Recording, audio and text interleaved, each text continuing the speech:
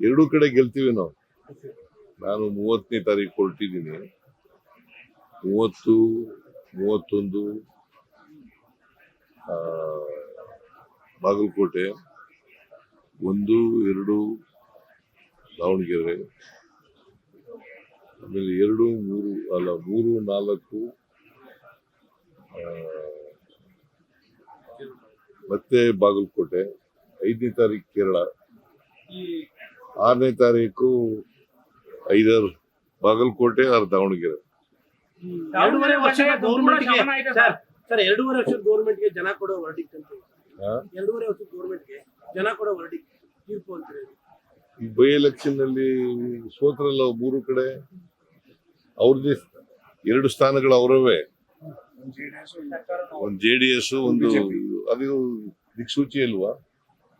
ಅಲ್ಲ ಈಗ ಇನ್ನೂ ರಿಸಲ್ಟ್ ಬಂದಿಲ್ಲ, ಬರ್ಲಿ. ಆ ದಿಕ್ಸೂಚಿ ಅಲ್ವಾ? ದಿಕ್ಸೂಚನೆ ಆಯ್ತಲ್ಲ, ದಿಕ್ಸೂಚನೆ ಆಯ್ತಲ್ಲ. ದಿಕ್ಸೂಚಿ ಏನಂತ ಆಯ್ತು? ನಮ್ ಪರವಾಗಿ ಆಯ್ತು ಅಂತ ಹೇಳಯ್ಯ. ನೀನ್ ಮೆಲ್ಗೆ ಹೇಳ್ತೀಯ ನೋಡಪ್ಪ.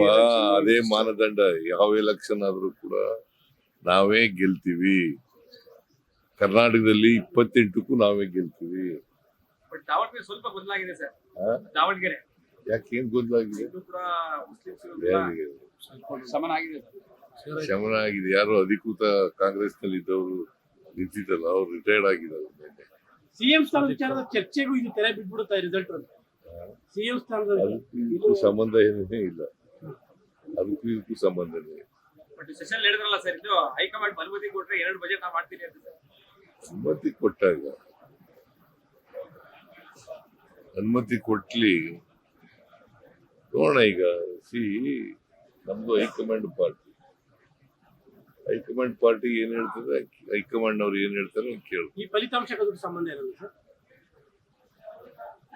ಈಗ ಮೈಸೂರಲ್ಲಿ ದೊಡ್ಡ ಮಟ್ಟದ ಒಂದು ಡ್ರಗ್ಸ್ ಜಾಲನ ಇವತ್ತು ನಿನ್ನೆ ಹಿಡಿದಿದ್ದಾರೆ ಮೈಸೂರಲ್ಲಿ. ಡ್ರಗ್ಸ್ ಬಹಳ ದೊಡ್ಡ ಮಟ್ಟದಲ್ಲಿ ಇದಾಗ್ತಾ ಇದೆ ಸರ್, ಎಲ್ಲಾ ಕಡೆ ಸಿಗ್ತಾ ಇರುವಂತದ್ದು. ನಾವು ಮುಂಬೈನಲ್ಲಿ ಲಿಂಕ್ ಇದೆ.